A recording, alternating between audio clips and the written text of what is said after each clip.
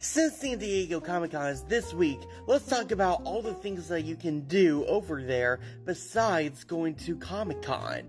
This is going to be a little something different from what I normally do, but I want to go over a list of suggestions you all can do over at San Diego if you're arriving for San Diego Comic-Con a couple days early. This is all what I did last year, and it was so much fun. I highly recommend it.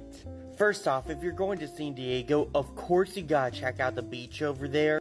Me and my family had stayed in a good Airbnb over there for only a couple $100 a night, and it was right next to the beach. So the day before the convention started, me and my dad had took the day to walk around the beach a bit and kind of get to know the area. The beach is just so beautiful, so many sports going on over there like volleyball.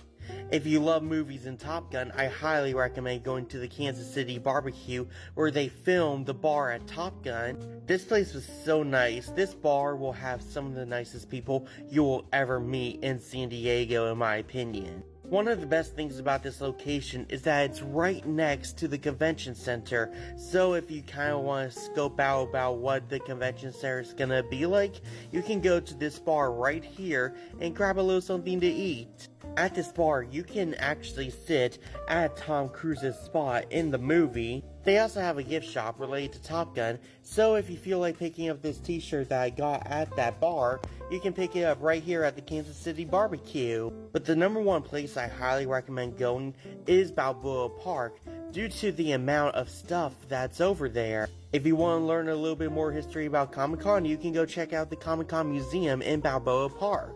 The Comic-Con Museum isn't the only museum they have over there though. They have a ton of other museums, like a museum of art and a museum of air and space.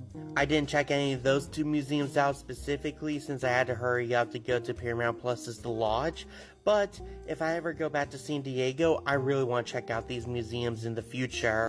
And finally, if you love Japanese culture like I do, you gotta check out Balboa Park's Japanese Garden. While me and my dad didn't complete everything to the Japanese Garden, it was still a very beautiful walk. I think I was told it's about an hour walk to check out everything, while me and my dad did about 20 minutes worth of the walk, but still, those 20 minutes were still very beautiful. I mean, you had this beautiful architecture, the pretty flowers, there was koi fish everywhere. God, I love the Japanese Garden. My only tip though, when you do go to Balboa Park, take an Uber or Lyft for each location that you go to, cause when I went there last year, I got lost because of my Google Maps. I was gonna meet my dad at the Japanese Garden after exploring the Comic-Con Museum, so when I put in Google Maps to take me to the Japanese Garden, Google Maps kept changing my location every time, so I kept going around in circles and circles, to the point where I legit almost walked off a cliff.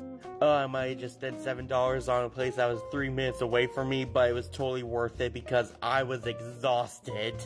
Though luckily I still had enough energy to walk around the garden and go to Paramount Plus's The Lodge.